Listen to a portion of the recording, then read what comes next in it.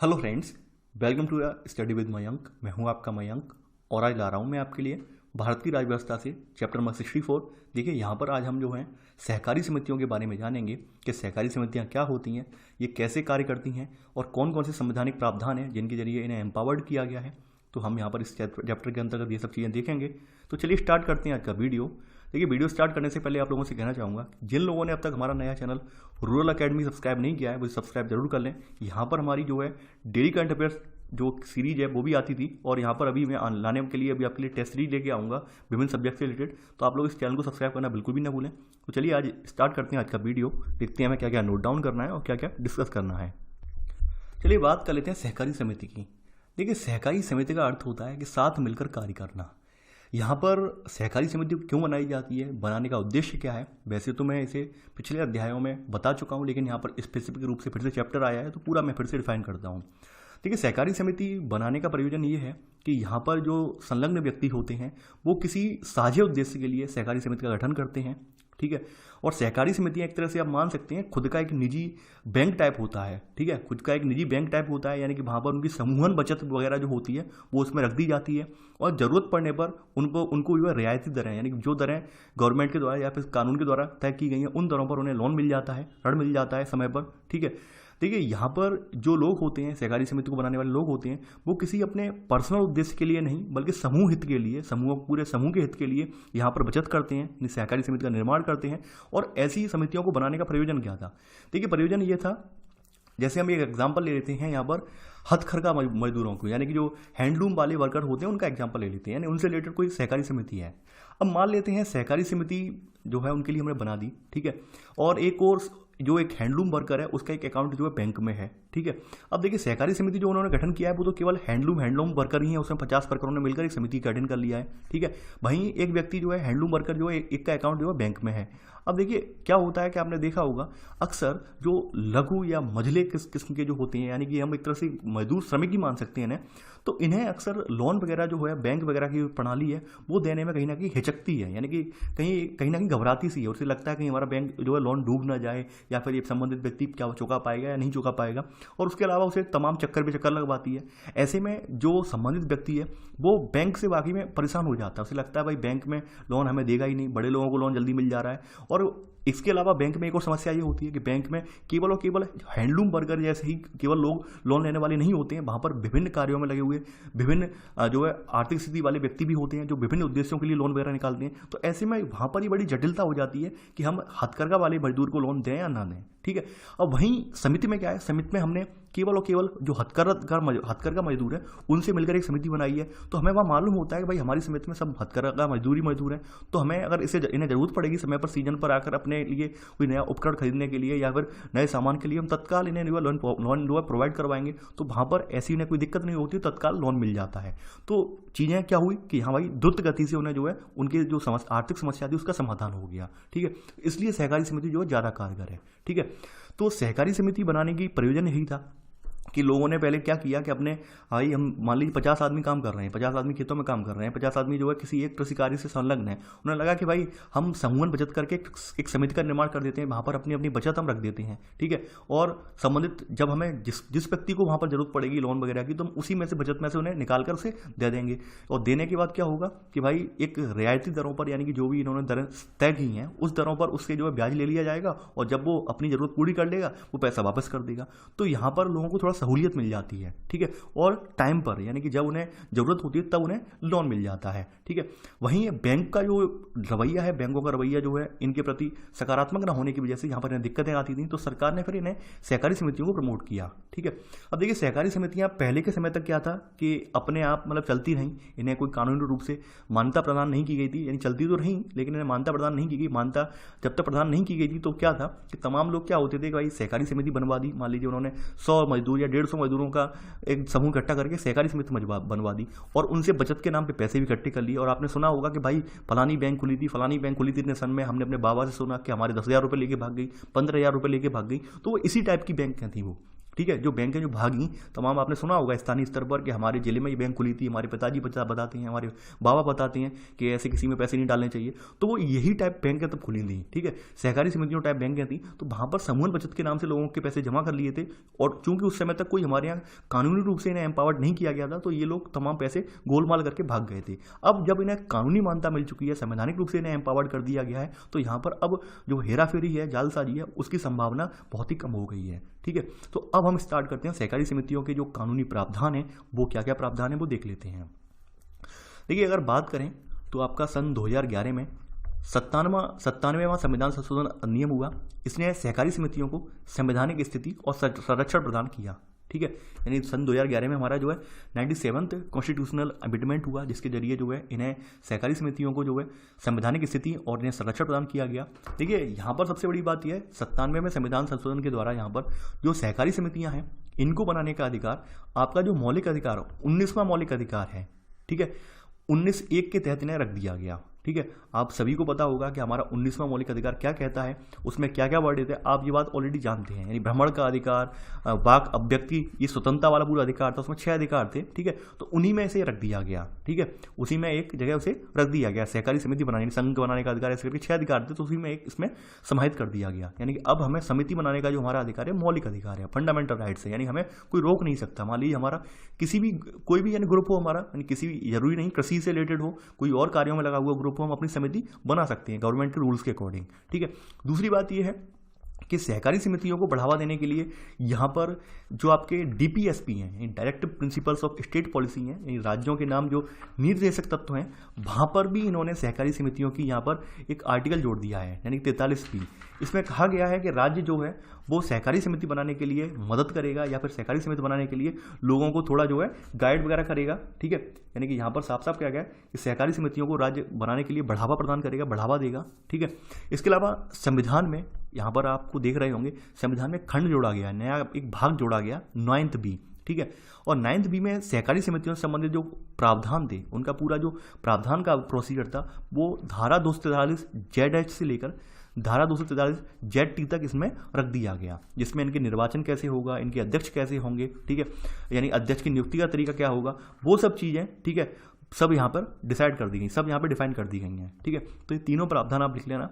अक्सर करके देखिए, ये जो डीपीएसपी के संदर्भ में ये वाला प्रावधान अक्सर पूछ लिया जाता है, 43B वाला। ठीक है, राज्यों के संदर्भ में, तो आप यहाँ पर लिख लेना ये। अब देखिए, सहकारी समितियों का संस्थापन, यानी कैसे स्थापन जो होती है, कैसे स्थापना होती है, वो जान लेते हैं। यानी स्वैच्छिक संगठन हो, सदस्यों के लोकतांत्रिक नियंत्रण, सदस्यों की आर्थिक सहभागिता और स्वायत्त कार्यप्रणाली के सिद्धांतों के आधार पर जो राज्य विधानमंडल है, वो सहकारी समितियों के संस्थापन, नियमन एवं बंद करने संबंधी नियम बनाएगा।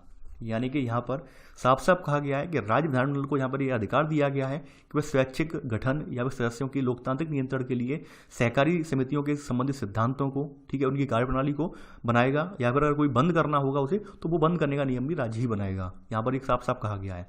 दूसरी बात यह है, अब यहाँ पर बताई गई है कि बोर्ड के सदस्य, इसके पदाधिकारियों की संख्या एवं शर्तें, यानी कि यहाँ पर कितने बोर्ड के सदस्य होंगे, यहाँ पर कितनी यहाँ पर लोग होंगे, वो बताया गया है। देखिए, आपको बताऊँ मैं यहाँ पर जो आर्टिकल 243 ZH है, इसमें सहकारी समितियों की परिभाषा दी गई है।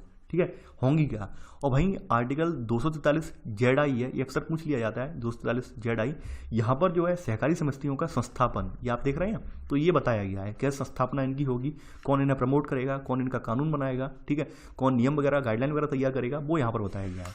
ठीक है, अब देखिए, इनके जो सदस्य हैं, यानी कि इनके पदाधिकारी हैं, इनकी सेवा शर्तें वगैरह, इनके बारे में यहाँ पर जो बताया गया है वो 243 ZJ में बताया गया है, यानी कि संविधान का आर्टिकल है 243 ZJ। तो इसमें जो है यहाँ पर इनके बोर्ड के सदस्यों, इनके पदाधिकारियों, इनकी संख्या और शर्तों के बारे में बताया गया है। अब देखिए, इनकी संख्या और शर्तों की बात कर लेते हैं, तो यहाँ पर देखेंगे, देखिए, राज्य विधानमंडल जो तय करेगा इसमें कि संख्या के अनुसार बोर्ड के निदेशक होंगे, राज्य विधानमंडल जो तय कर दे उसके अनुसार इसके निदेशक होंगे। लेकिन अभी व्यवहार में सहकारी समितियों जो है उसके निदेशकों की अधिकतम संख्या 21 से ज़्यादा नहीं होगी। लेकिन कभी कभी क्या होता है कि राज्य विधानमंडल को लगता है कि भाई राज्य की जनसंख्या ज़्यादा है या फिर समिति का आकार ज़्यादा बड़ा है, तो वहाँ पर संख्या घटाई बढ़ाई जा सकती है, ये राज्य विधानमंडल के हाथ में है। लेकिन अमूमन रूप से यहाँ पर 21 से ज़्यादा नहीं होगी, साफ साफ कहा गया है। ठीक है, अब देखिए, यहाँ पर एक देखने वाली बात यह है कि प्रत्येक सहकारी समिति के बोर्ड में एक अनुसूचित जाति या जनजाति के लिए 1 सीट और महिलाओं के लिए 2 सीटों के आरक्षण का प्रावधान राज्य विधानमंडल करेगा। देखिए यहाँ पर ये रिजर्वेशन इन्हें देना ही देना होगा, यानी कि जो भी इनकी सीटें हैं, ठीक है, सदस्यों पदाधिकारियों की, इनमें से रिजर्वेशन देना ही देना होगा। ये इंपॉर्टेंट है, ध्यान रखना ये, ठीक है। यानी कि मान लीजिए कभी कभी क्या होता है कि भाई संबंधित समिति में व्यक्ति नहीं है, तो ऐसे में आप बाहर से लेके आइए, कुछ भी करिए, लेकिन आपको रखना ही रखना है। यानी एक तो SC या ST समुदाय से, या यहाँ पर और 2 महिलाएं भी रखनी है यहाँ पर, ठीक है। आगे बढ़ते हैं यहाँ पर। देखिए यहाँ पर इनके जो बोर्ड है, ये देखिए, ये आप पहला पॉइंट बना लेना यहाँ पर, ये पहला पॉइंट बना लेना यहाँ पर, ये सेकंड पॉइंट, ठीक है, ये सेकंड का पहला सब पॉइंट, और यहाँ पर ये सेकंड का थर्ड सब पॉइंट, यानी सेकंड का सेकंड सब पॉइंट। देखिए बोर्ड के जो सदस्य वगैरह हैं, इनके पदाधिकारियों, इनका कार्यकाल जो होगा वो निर्वाचन की तिथि से 5 साल होगा। यानी कि जब इनका निर्वाचन होगा, निर्वाचन के 5 साल बाद तक इनका 5 साल तक इनका कार्यकाल होगा, ठीक है। तो ये तो आपने इनके बारे में देख लिया प्रावधान कि भाई कैसे कैसे निर्वाचित होंगे, क्या क्या प्रोसीजर है इनका, कौन नियम बनाएगा, वो भी आपने देख लिया। राज्य विधानमंडल जो है वो इनके संदर्भ में नियम बनाएगा, ठीक है। अब देखिए यहाँ राज्य विधानमंडल जो है वो बोर्ड के सदस्य के रूप में बैंकिंग, प्रबंधन, वित्त या किसी भी अन्य संबंधित क्षेत्र में विशेषज्ञता रखने वाले व्यक्ति के संयोजन का नियम बना सकता है। यानी कि राज्य विधानमंडल ये भी नियम बना सकता है कि भाई हमारा कोई एक विशेषज्ञता प्राप्त व्यक्ति, जिसे बैंकिंग का अनुभव हो, यानी कि मैनेजमेंट का अनुभव हो, या फिर जो वित्तीय लेन देन होता है उसका अनुभव हो, वो यहाँ पर रख सकता है, ठीक है। लेकिन ऐसी समिति में जो 21 निदेशक रखे गए हैं, उनके अतिरिक्त इनकी संख्या 2 से अधिक नहीं होगी, ठीक है। यानी यहाँ साफ साफ लिखा है, लेकिन ऐसे संयोजित सदस्यों की संख्या 2 से अधिक नहीं होगी। यानी 21 निदेशकों के अतिरिक्त यहाँ पर 2 से ज़्यादा संख्या इनकी और नहीं रखी जाएगी। क्योंकि क्या होता है, कभी कभी क्या होता है कि राज्य किसी समिति के लिए फंडिंग वगैरह करता है, राज्य आर्थिक सहायता प्रदान करता है, तो ऐसी स्थिति में क्या होगा, साफ साफ कह दिया गया है कि भाई राज्य की ओर से अगर कोई व्यक्ति यहाँ पर रखे जाएंगे, 2 विशेषज्ञता प्राप्त व्यक्ति, तो उनकी संख्या 2 से ज़्यादा नहीं होगी। ये बात यहाँ पर कही गई है, ठीक है। तो इसे आप थर्ड पॉइंट में रख लेना। देखिए शायद थर्ड पॉइंट ही आएगा, इसे थर्ड पॉइंट में रख लेना, ठीक है। आगे बढ़ते हैं। देखिए यहाँ पर इनके अलावा जो सहयोजित व्यक्ति हैं जिन्हें राज्य ने लगाया है, तो उन व्यक्तियों को सहकारी समिति के किसी भी चुनाव में वोट देना या फिर बोर्ड के जो पदाधिकारी के रूप में निर्वाचित होने का अधिकार नहीं होगा। यानी कि ये सदस्य के रूप में रहेंगे, यानी राज्य विधानमंडल के सदस्य के रूप में रहेंगे, एक यानी कि प्रतिनिधि के रूप में यहाँ पे कार्य करेंगे। ये लोग ना तो जो सहकारी समितियों के चुनाव वगैरह होते हैं उनमें वोटिंग वगैरह डाल सकते हैं, वोट वगैरह डाल सकते हैं, ना ही ये वहाँ पदाधिकारी के रूप में भी निर्वाचित नहीं हो सकते हैं, ठीक है। यानी कि मेन अधिकारी इनके रूप में भी निर्वाचित नहीं हो सकते, सदस्य ही रहेंगे, प्रतिनिधि के रूप में सदस्य ही रहेंगे ये लोग, ठीक है। तो ये बात आप ध्यान रखना, ठीक है। आगे बढ़ते हैं यहाँ पर। अब देखिए यहाँ पर लिखा गया सदस्यों का चुनाव कैसे होगा। चुनाव का मतलब यहाँ पर वही है, यहाँ पर लिखा गया है, ठीक है। यानी कि जो बहिर्गामी बोर्ड के सदस्यों का कार्यकाल समाप्त होने के तुरंत बाद नवनिर्वाचित सदस्य पदभार ग्रहण कर लें, ठीक है। और बोर्ड का जो चुनाव है कार्यावधि से, यानी कार्यावधि पूरा होने के पहले कराया जाएगा। यानी मान लीजिए 5 साल का कार्यकाल है, तो 4.5 साल के बाद ही प्रोसीजर स्टार्ट कर देंगे ये लोग, ठीक है, ताकि पूरे 5 साल होने तक कोई नया प्रतिनिधि है वो चुनकर यहाँ पर आ जाए, ठीक है। यहाँ पर ये बात कही गई है। अब देखिए यहाँ पर जो वोटर लिस्ट वगैरह होगी, हेडिंग डाल लेना ये वाली, ठीक है, ये हेडिंग डाल लेना। ये सब हेडिंगें आपने लिख ली होंगी शायद, अगर नहीं लिखी है तो लिख लेना आप, ठीक है। अब देखिए यहाँ पर जो वोटर लिस्ट वगैरह जो होगी, मतदाता सूची वगैरह होगी, उसको बनाने का काम, देखभाल, निर्देशन और नियंत्रण तथा सहकारी समिति का जो चुनाव कराने का अधिकार होगा वो राज्य विधानमंडल के द्वारा तय किया जाएगा, ठीक है। ये ध्यान रखना है, चुनाव आयोग या राज्य चुनाव आयोग तय नहीं करेगा, बल्कि राज्य विधानमंडल तय करेगा, ठीक है। ये चीज़ें आप ध्यान रखना बारीक बारीक, ठीक है।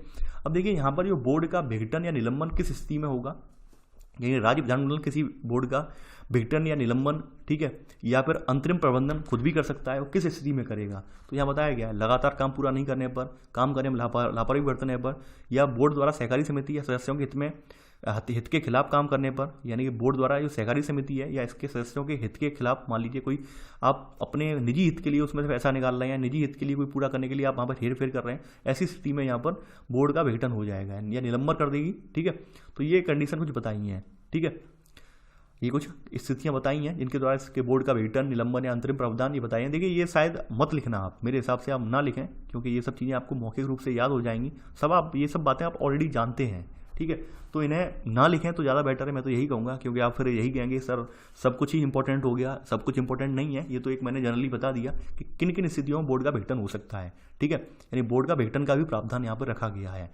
देखिए यहाँ पर ये लिख लेना, बोर्ड का विघटन एवं निलंबन का अंतरिम प्रावधान, प्रबंधन, ठीक है। ये यहाँ पर इतना हेडिंग डाल लेना यहाँ पर, ठीक है। बाद बाकी चीज़ें जो है वो शॉर्ट में है, यानी लापरवाही, काम पूरा, लापरवाही, ठीक है, या फिर हितों के खिलाफ, ऐसे करके आप लिख देंगे तो थोड़ा एक ही लाइन में पूरा समराइज हो जाएगा, ठीक है। आप समझ जाएंगे इन सबका अर्थ क्या है, ठीक है। आगे बढ़ते हैं। देखिए यहाँ पर एक बात और यहाँ पे नोट करके लिखना है, यहाँ पर इसी में ही जो हेडिंग आपने डाली इसी हेडिंग में नोट करके ये बात आप लिखेंगे यहाँ पर, ये वाली। देखिए विघटन सिर्फ गवर्नमेंट के द्वारा जो वित्त पोषित हैं या गवर्नमेंट का जिनमें अंश रूप में भी थोड़ा बहुत यहाँ पे जो अंश है गवर्नमेंट का, वही भी उनका भी विघटन होगा। प्राइवेट जो सहकारी समितियां हैं उनका किसी प्रकार से विघटन नहीं होगा। तो यहाँ पे लिखा है हालांकि किसी ऐसी सहकारी समिति के बोर्ड को विघटित या निलंबित नहीं किया जा सकता जहां सरकारी शेयर या कर्ज या वित्तीय सहायता या किसी तरह की सरकारी गारंटी नहीं है। यानी पूरी तरह से प्राइवेट रूप से फंडेड अगर है सहकारी समिति तो उस स्थिति में सरकार उसको विघटित नहीं कर सकती है, सरकार उस पर अपनी मनमानी नहीं थोप सकती है, ठीक है। ये वहीं पर मनमानी थोपी जाएगी जहां पर सरकार का वित्त पोषण होगा, सरकार वहां पर शेयर अपना सरकार का कुछ होगा उस समिति में, ठीक है, या फिर कोई वित्तीय सहायता देगी तो उसी स्थिति में ये होगा। ये बात आप ध्यान रखना, ठीक है, और लिख लेना है इसी पॉइंट में ही लिख लेना। जो आपने हेडिंग में 2-4 लाइनें लिखी हैं, 1-2 पॉइंट लिखे हैं, उसी के तहत नोट करके आप लिख लेना, ठीक है। अब देखिए यहां पर बताया गया है सहकारी समितियों के खातों का अंकेक्षण। अब देखिए सबसे इंपॉर्टेंट बात आप जानते होंगे खातों के अंकेक्षण की, कि आपने देखा है कि जब ये एक तरह से एक बैंकिंग प्रणाली ही है, एक तरह से मान सकते हैं कि हम वो बैंकिंग प्रणाली जो वो वाली होती है जो आप देखते हैं व्यवहार में, वो होती है कुछ बड़े लेवल की होती है। यहाँ पर हम जो जिला लेवल है या फिर अपने स्थानीय लेवल है या फिर हम जो समूह लेवल की जो बैंकिंग प्रणाली है वो प्रणाली यहाँ पे चल रही होती है। तो ऐसे में जरूरी ये होता है कि भाई इस प्रणाली में भी पारदर्शिता हो। ऐसा ना हो कि भाई अपनी मनमानी से वहाँ पर जो पदाधिकारी वगैरह हैं अपनी मनमानी से हेर फेर करें, ठीक है, वहाँ से खुद पर्सनल यूज के लिए पैसा निकालें, ऐसा बिल्कुल भी ना हो। तो समय समय पर सरकार जो है राज्य विधानमंडल इनके खातों वगैरह का अंकेक्षण करता है, ठीक है। तो अंकेक्षण के बारे में यहाँ बताया गया है यहाँ पर, ठीक है। यहाँ पर आपका आर्टिकल है संविधान का 243 ZM, यानी कि 243 ZM ये आर्टिकल है, ठीक है। इसके तहत यहाँ पर सहकारी समितियों के खातों का अंकेक्षण होता है, ठीक है। तो यहाँ पर इनका अंकेक्षण का जो तरीका है वो कैसा है, यानी कि राज्य विधानमंडल सहकारी समितियों के खातों का जो अनुरक्षण है वो हर वित्तीय वर्ष में कम से कम एक बार, ठीक है, यानी कम से कम एक बार तो करेगा ही करेगा, ठीक है, यानी कम से कम एक बार खाते के अंकेक्षण का नियम बनाएगा ही बनेगा। कम से कम न्यूनतम एक बार तो हो ही हो पूरे साल में, ऐसा ना हो कि भाई बिल्कुल ही नहीं हो रहा है, एक बार तो होना ही होना है। दूसरी बात ये है, देखिए यहाँ पर ऐसे जो अंकेक्षक हैं या अंकेक्षक फर्मों की नियुक्ति, ये यानी कि जो ये खाते वगैरह इनके चेक करने आएंगे व्यक्ति तो उनकी नियुक्ति की जाएगी। यानी अंकेक्षक जो बही खाता वगैरह चेक करना जानते हैं, विशेषज्ञ हैं इसमें, वो सरकार राज्य विधानमंडल उनकी नियुक्ति करेगा, ठीक है। या फिर किसी फर्म वगैरह को सौंपेगा दायित्व, यानी कोई बड़ी संस्था है जिसमें चार्टर्ड अकाउंटेंट वगैरह ये सब तैनात होते हैं, यानी वित्तीय लेन देन से रिलेटेड एक्सपर्ट तैनात होते हैं, ठीक है। तो वो पैनल जो है राज्य सरकार गठित करेगी, ठीक है। राज्य सरकार द्वारा वो जो अधिकृत होगा और वही अधिकारी स्वीकृत पैनल ये यहाँ पर इनका अंकेक्षण करेगा। यहाँ पे लिखा है लेकिन ऐसे अंकेक्षकों या अंकेक्षण फर्मों की नियुक्ति राज्य सरकार, ठीक है, यानी अंकेक्षक फर्मों की नियुक्ति क्यों करी जाएगी, क्यों इसीलिए की जाएगी ताकि इनके खाते वगैरह हैं वहियाँ वगैरह हैं उनकी जांच हो सके, ठीक है। अब देखिए यहाँ पर साफ साफ एक बात और कही गई है यहाँ पर, ठीक है, यानी कि यहाँ पर कहा गया है कि प्रत्येक सहकारी समिति के खातों का अंकेक्षण वित्तीय वर्ष की समाप्ति के 6 माह के अंदर कराना होगा। मान लीजिए कभी कभी क्या होता है कि भाई वित्तीय वर्ष पूरा समाप्त हो गया और हम पूरी साल में कहीं अंकेक्षण नहीं करवा पाए, लेकिन ऐसी स्थिति में हमें 6 माह के अंदर अंदर सहकारी समिति का यहाँ पे अंकेक्षण करवाना ही होगा। ये प्रावधान है, कानूनी रूप से प्रावधान है, ठीक है।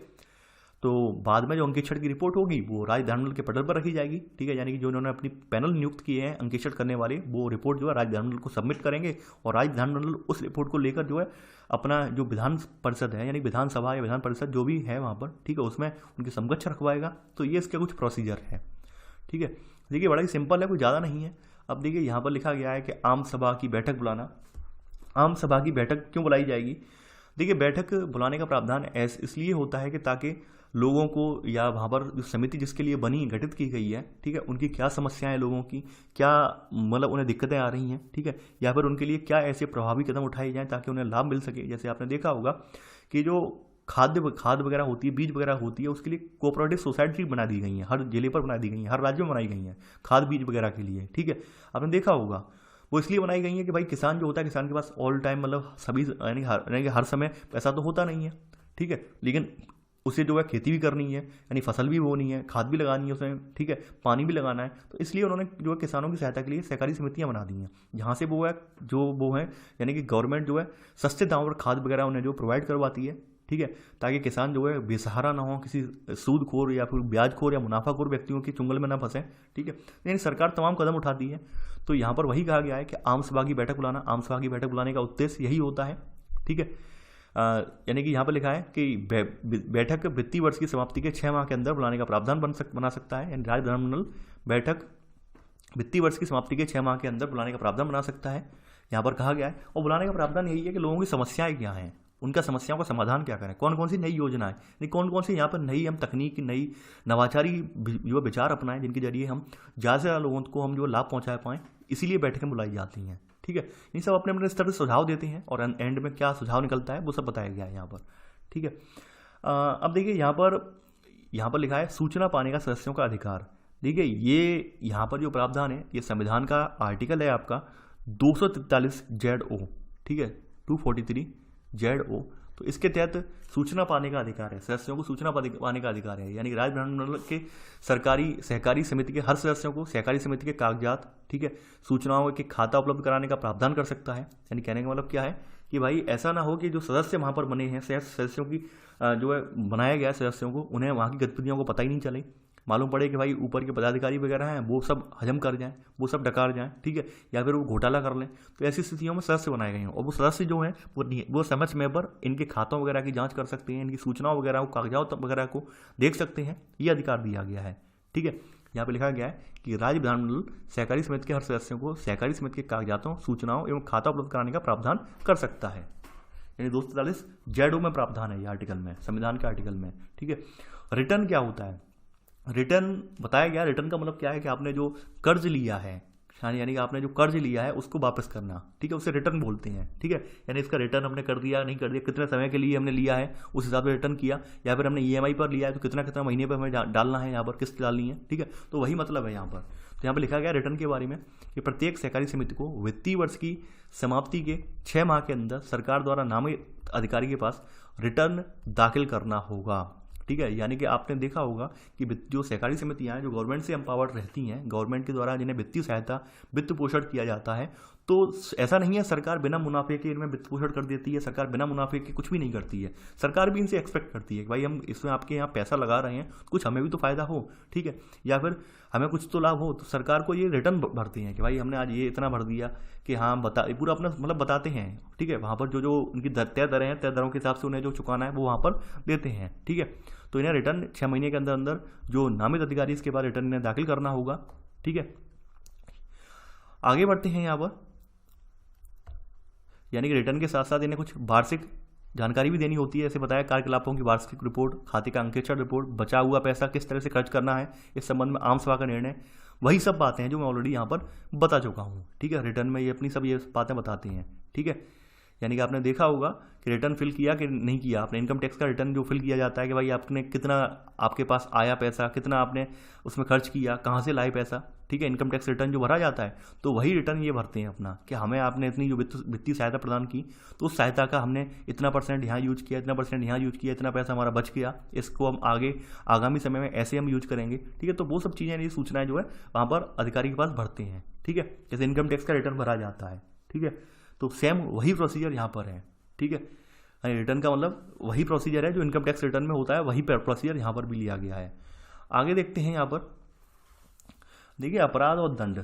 अपराध और दंड का प्रावधान इसलिए रखा गया है ताकि कोई धांधली ना हो। तो ये संविधान का आर्टिकल 243 ZQ है, इसके तहत जो है अपराध और उसके दंड का प्रावधान बनाया गया है। जैसे सहकारी समिति के द्वारा गलत रिटर्न दाखिल करना, यानी गलत सूचना उपलब्ध कराना, यानी कि संबंधित जो सरकार है, सरकार का प्राधिकारी है, उसके समकक्ष जो सहकारी समिति का प्रमुख है, वो गलत सूचना जो है प्रोवाइड करवा रहा हो। मैंने सरकार ने मान लीजिए 100 करोड़ रुपए की वित्तीय सहायता प्रदान की, अब उसने घालमेल करके वहाँ पे दिखा दिया हो कि भाई यहाँ पर कुछ पैसा ही नहीं है, ये सब पैसा हमने वितरित कर दिया या माफ़ करवा दिया लोगों का। तो ये सब चीज़ें वहाँ स्पष्ट करनी होंगी और मानते हैं इन सब चीज़ों में अगर मान लो दोषी पाया गया व्यक्ति, यानी सहकारी समिति का जो है, यानी सहकारी समिति दोषी पाई गई, तो ऐसी स्थिति में से अपराध और दंडित भी किया जाएगा, ठीक है। या फिर किसी व्यक्ति द्वारा जानबूझकर राज्य के कानून के तहत जारी किए गए किसी संबंध मांगी गई जानकारी इनकी अवज्ञा यानी कि राज्य विधानमंडल के द्वारा किसी जानकारी की अवज्ञा करने पर सहकारी समिति पर को दंडित किया जाएगा। ठीक है। यहाँ पर और भी जो रखे हैं प्रावधान वो रखे हैं कि कोई भी नियोजक जो बगैर किसी पर्याप्त कारण के कर्मचारियों से ली गई रकम को 14 दिनों के अंदर सहकारी समिति में जमा नहीं करेगा। यानी कि कोई भी नियोजक जो है यानी इन्वेस्टर यानी कि जो नियोजक वगैरह है वो बिना किसी कारण के यानी कि कारण तो होना चाहिए क्यों आप जमा करवा रहे हैं रकम लेकर। ठीक है। तो वो कारण आप दिखाएंगे तब वहाँ पर पैसा जमा कर सकते हैं यानी अतिरिक्त रूप से। ठीक है। तो ये सब चीज़ें बताई गई हैं। वही चीज़ें यहाँ पर भी हैं कि टाइम पर आप जो अधिकारी को सही सौंप नहीं रहे हैं डॉक्यूमेंट वगैरह दस्तावेज वगैरह, या फिर गलत तरीके से आप जो है वहाँ पर चुनाव वगैरह संपन्न करवा रहे हैं, चुनाव के बाद गलत तरीकों का इस्तेमाल करना। ठीक है। चुनाव के दौरान ऐसी स्थिति में इन पर अपराध और के लिए दंड दिया जाएगा इन्हें। ये बातें यहाँ पर कही गई हैं। ठीक है। तो इन्हें देखिए अपने अपने भाषा में आप लिख लेना कि गलत रिटर्न दाखिल करने के लिए, ठीक है, या राज्य के आदेश की अवज्ञा करने के लिए, ठीक है, या फिर नियोजक के द्वारा कर्मचारियों से जो है बिना कार्ड के लिए रकम जो है दायर करने के लिए रकम जमा करवाने के लिए, ठीक है, या फिर जो मांगी गई जानकारी या दस्तावेजों को, ठीक है, ना जानबूझकर अधिकारी को नहीं सौंपने के लिए, ठीक है, या चुनाव के दौरान चुनाव के बाद गलत तरीकों का इस्तेमाल करने के लिए। ठीक है। तो ये सब चीज़ें हैं, इन्हें अपराध इसके लिए इन्हें दंडित किया जाएगा, इस अपराध के लिए दंडित किया जाएगा। तो यहाँ पर बताया गया है। आगे देखते हैं। यहाँ पर देखिए यहाँ पर बात कही गई है बहुराज्यीय सहकारी समितियों और इनमें कानूनों का कार्यान्वयन। यानी कुछ को सहकारी समितियाँ ऐसी हैं जो एक राज्य में ना होकर 2 या 3 राज्यों में फैली हुई हैं। ठीक है। तो वो कैसे नियमित होंगी, वो उनका निगमन कौन करेगा। देखिए ये जो होंगी ये समितियाँ जो बहुराज्यीय सहकारी समितियाँ होंगी, ठीक है, तो इसमें बताया गया है इनका कार्यान्वयन राज्य विधानमंडल, राज्य के कानून या राज्य सरकार द्वारा क्रमशः संसद, केंद्रीय कानून या केंद्रीय सरकार के हवाले से किए गए बदलावों के अनुसार होगा। यानी इनके लिए संसद बनाएगी कानून, संसद इनका नियम तय करेगी, इनकी गाइडलाइन संसद तय करेगी। ठीक है। और वहीं केंद्र शासित क्षेत्रों के संदर्भ में जो कानूनों का कार्यान्वयन होगा वो राष्ट्रपति उसके लिए निर्देश दे सकते हैं। ठीक है। यानी कि सहकारी समितियों के संदर्भ में वहाँ संसद नहीं, राष्ट्रपति के अधीन होते हैं केंद्र शासित प्रदेश वगैरह, तो राष्ट्रपति इसके लिए निर्देश दे सकते हैं। ठीक है। तो ऐसे करके आपका ये पूरा सहकारी समिति से संबंधित चैप्टर था वो कंप्लीट हो गया। ठीक है। ठीक है। रिटर्न वाले में थोड़ा सा जो है वो बाई मिस्टेक में बोल गया था। रिटर्न का मतलब ये होता है मांगी की जानकारी, आपने कैसे कैसे जो आपके पास पैसा आया है उसको कैसे कैसे आपने यूज किया, यूटिलाइज किया है, वो बताना होता है। कहाँ से आपने किन किन स्रोतों से पैसा प्राप्त किया। जैसे इनकम टैक्स का रिटर्न नहीं होता है कि भरना होता है कि साल के एंड में आपको बताना पड़ता है कि आपकी इनकम कितनी हुई, आपने प्रॉपर्टी कितनी बनाई, ठीक है, और नई प्रॉपर्टी कितनी ली यहाँ पर। ठीक है। यानी आपको दिखाना होता है भाई हमने कहाँ से पैसा लाया, कितना हमने बचाया, कितनी बचत हमारे खातों में मौजूद है। ऐसा तो नहीं है हमने अतिरिक्त रूप से पैसा कहीं धन का संग्रहण किया हो, ये दिखाना होता है। ठीक है। इसे रिटर्न के रूप में बोला जाता है। ठीक है। तो ये आज का आपका वीडियो है। आई होप देखिए ये सब कुछ नहीं बताया गया है सब कि भाई कैसे कैसे हमारे लिए कारण क्या थे 97 में संविधान संशोधन के कारण क्या थे लगाने के, तो वो सब चीज़ें बताई गई हैं। ठीक है। यानी कि ये सब चीज़ें मैं धीरे धीरे स्लोली यहाँ पर कर दे रहा हूँ, और इसके अलावा PDF में शेयर कर ही दूंगा इसकी आने वाले 2 दिन में। ठीक है। और देखिए पुरानी वाली किताबों में भी आपको ये चैप्टर मिल जाएगा। आपसे इससे पहले वाले जो चैप्टर थे वो नए चैप्टर थे, जैसे एनडी जो आपका जो था, यानी कौन सा अभी पिछला जो चैप्टर आपका जो था यानी कि राष्ट्रीय आपदा प्रबंधन प्राधिकरण वाला था वो नया चैप्टर था। ठीक है। इससे पहले वाला जो चैप्टर था वो भी नया चैप्टर था, यानी कि NIA वो भी नया चैप्टर था। ठीक है। यानी कि लगभग 4 यानी 5 यानी 6 चैप्टर जो नए चैप्टर ऐड हुए हैं इस बुक में, 6ठे संस्करण में। तो वो सब मैं आपको टेलीग्राम आपने ज्वाइन कर लिया होगा। देखिए टेलीग्राम में बताया था मैंने स्टडी विद मयंक 1, यानी कि गैप नहीं डालना है, बिना गैप किए आपको स्टडी विद मयंक 1 डालना है। ठीक है। यानी कि स्टडी विद मयंक 1 लिख देना है केवल, और वहाँ पर आपको टेलीग्राम मिल जाएगा। ठीक है। मैं लिख के बता दे रहा हूँ। ठीक है। तो ये आप वहाँ पर टाइप करेंगे बिना गैप के, तो इसको टाइप करने के बाद आपको जो है वहाँ पर टेलीग्राम का लिंक अपने आप टेलीग्राम के पॉपअप पर खुद शो हो जाएगा ये। इसके अलावा देखिए हमें एक कल के वीडियो के लिए एक भाई का कमेंट मिला। देखिए ये बहुत अच्छी बात है, आपको जो चीज़ समझ ना आए तत्काल आप बताया कीजिए, और मुझे बहुत खुशी होती है कि आप तत्काल बताते हैं तो उसका निराकरण भी मैं कर सकता हूँ। जैसे कल हमें कल के जो वीडियो था हमारा राष्ट्रीय आपदा प्रबंधन प्राधिकरण, वहाँ पे एक टॉपिक था लास्ट में जिला आपदा प्रबंधन प्राधिकरण। तो हमारे उस भाई को समझ में थोड़ा नहीं आया, वो पदेन अधिकारी को यानी कि जो पदेन अध्यक्ष है और अध्यक्ष उसे उन दोनों को एक समझ बैठे। देखिए अध्यक्ष और पदेन अध्यक्ष में डिफरेंस होता है। पदेन अध्यक्ष का मतलब क्या होता है कि भाई किसी और पद पर रहते हुए आप यहाँ पर अध्यक्ष हैं। मान लीजिए कोई व्यक्ति फॉर एग्जाम्पल, यानी कोई व्यक्ति मान लीजिए प्रधानमंत्री है, ठीक है, यानी प्रधानमंत्री पद पर भी बैठा है और समिति का अध्यक्ष भी आगे बन गया, ठीक है, यानी किसी समिति में अध्यक्षता भी कर रहा है वहाँ पर आगे, तो उसे पदेन अध्यक्ष की संज्ञा दी जाएगी। ठीक है, यानी आप किसी और पद पर भी मौजूद हैं, उसके अलावा किसी और डिपार्टमेंट के भी अध्यक्ष बना दिए गए, उसे पदेन अध्यक्ष की संज्ञा दी जाएगी। अध्यक्ष वो होता है जो स्पेसिफिक रूप से उसी डिपार्टमेंट के लिए बनाया जाए। ठीक है, तो पहली बात तो इन दोनों में डिफरेंस है। दूसरी बात यहाँ पर ये निकल के आई, देखिए यहाँ पर मैंने आपको कल भी आपको बताया था, निर्वाचित नहीं होंगे, निर्वाचन नहीं होगा यहाँ पर। वहाँ पर साफ साफ एक लाइन लिखी थी, लाइन ये थी कि स्थानीय प्राधिकार का निर्वाचन प्रतिनिधि जो होगा वो DDMA का प्रदेश अध्यक्ष होगा। यानी स्थानीय प्राधिकार का मतलब क्या हो गया, मान लीजिए संसद ले लिया हमने, यानी कि राज्य, यानी कि जो मास्टर ऑफ पार्लियामेंट होता है MP, ठीक है, यानी वो जिले का प्रमुख मान सकते हैं हम। ठीक है, या फिर उसे ना माने तो हमारा जो वहाँ पर जिला लेवल पर जो बड़ा नगर निगम वगैरह होता है उसे मान सकते हैं हम वहाँ का। ठीक है, यानी वो तो आप निर्वाचित करके वहाँ तक पहुँचा है व्यक्ति, यानी वो तो MP बन चुका है निर्वाचन के जरिए। अब हमने यानी संसद के पद पर रहते हुए उसे जो है यहाँ पर भी उसे अध्यक्ष बना दिया है, सलाह वगैरह देने के लिए, थोड़ा मतलब जो एडवाइस वगैरह देने के लिए या फिर गाइडलाइन वगैरह जारी करवाने के लिए। ठीक है, यहाँ पर भी उसे शामिल कर लिया है, तो ऐसे व्यक्तियों को यहाँ पर पदेन अध्यक्ष बोला जाएगा। ठीक है, यानी इसका निर्वाचन यहाँ अलग तरीके से नहीं होगा, वो तो ऑलरेडी निर्वाचित है, उसका निर्वाचित हमें क्या करना है, उसे तो हमने शामिल कर लिया है। जैसे हमने प्रधानमंत्री तो ऑलरेडी यहाँ पे चुने हुए हैं लोगों की, जनता के द्वारा चुन के, यानी जनता के द्वारा चुनने, यानी चुनने से मतलब आप वो मत कह देना कि प्रधानमंत्री की नियुक्ति की जाती है, वो अलग बात है। यानी आम भाषा में हम यही मानते हैं, चुने गए हैं भाई, जनता ने उन्हें वहाँ तक पहुँचाया है। ठीक है, आम भाषा में, पॉलिटिक्स की भाषा में इतना भी डीपली मत घुसाया कीजिए कि कभी कभी आप फिर ये कहें कि सर आप ही गलत बोल रहे हैं। मैं गलत नहीं बोल रहा हूँ, आम भाषा में, यानी हम आम बोलचाल में जो बोलते हैं उसके तरीके से बता रहा हूँ मैं। ठीक है, आप ये फिर हमें कहें कि सर ये तो प्रधानमंत्री का तो निर्वाचन होता ही नहीं है, तो वो तो मुझे भी पता है निर्वाचन नहीं होता है, वो नियुक्ति होती है उसकी। लेकिन आम बोलचाल की भाषा हम यही कहते हैं कि प्रधानमंत्री भाई जनता ने चुनकर भेजे हैं, तो उसी अकॉर्डिंग मैंने बोल दिया यहाँ पे लाइन। ठीक है, इतना भी डीपली नहीं, थोड़ा कभी कभी जो भावनाओं हैं, भावनाओं के जरिए भी समझ जाया कीजिए। इसके अलावा देखिए, मैंने फिर से आपको रिपीट यही मैं कर रहा हूँ कि भाई यहाँ पर जो व्यक्ति है, मान लीजिए मास्टर ऑफ पार्लियामेंट के लिए जनता निर्वाचित कर दिया और वो क्षेत्र विशेष का MP है। ठीक है, या मान लीजिए नगर निगम का कोई जैसे है, यानी महापौर वगैरह है, चेयरमैन वगैरह है, चेयरमैन तो नगर पालिका के होते हैं। ठीक है, महापौर वगैरह है। ठीक है, तो उसे हम यहाँ पर प्रदेश अध्यक्ष के रूप में रख सकते हैं। प्रदेश का मतलब ये होता है कि भाई पहली बात तो महापौर है वो, ठीक है, या फिर MP है, मास्टर ऑफ पार्लियामेंट है, और उसे हमने यहाँ पर प्रदेश अध्यक्ष के रूप में रख दिया, सलाहें वगैरह देने के लिए, एडवाइस वगैरह देने के लिए। ठीक है, तो या नीतियों को अच्छी तरह से समन्वित करने के लिए, तो ये प्रदेश अध्यक्ष का मतलब होगा। यानी इनके लिए अलग से चुनाव नहीं होगा, ये आप अपने माइंड में क्लियर कर लीजिए। ठीक है, इनके लिए अलग से चुनाव नहीं होगा, चुनाव का प्रोसीजर यहाँ पर नहीं है। ठीक है, आई होप आपको जो पिछला डाउट है वो क्लियर हो गया होगा, और इस चैप्टर से रिलेटेड कोई भी डाउट हो तो मुझे कमेंट में बता देना। देखिए, मैं आपको एक बात स्पष्टली बता दूं कि यहाँ पर ये सारे आर्टिकल याद करने की जरूरत नहीं है। एक तो ये याद कर लेना संस्थापन, ठीक है, और इसके सदस्यों का चुनाव, ठीक है, और यहाँ पर इनका जो अंकेक्षण है वो 3 आर्टिकल आप ध्यान रखना, ज़्यादा आर्टिकल इसमें से नहीं आते हैं। ठीक है, ये आर्टिकल इसमें ज़्यादा नहीं आते हैं। सहकारी समितियाँ जो होती हैं हमारी स्थानीय स्तर से जुड़ी हुई होती हैं, तो अक्सर करके ये जो है PCS एग्जाम वगैरह है और IAS एग्जाम की प्रीलिम्स से अच्छे से पूछ ली जाती हैं। ठीक है, क्योंकि स्थानीय स्तर से जुड़ी हुई हैं। ठीक है, तो चलिए आज के लिए बस इतना ही। आई होप आपको ये वीडियो पसंद आया होगा। आप लोग इस वीडियो को लाइक शेयर करना ना भूलें। Thanks for watching. जय हिंद।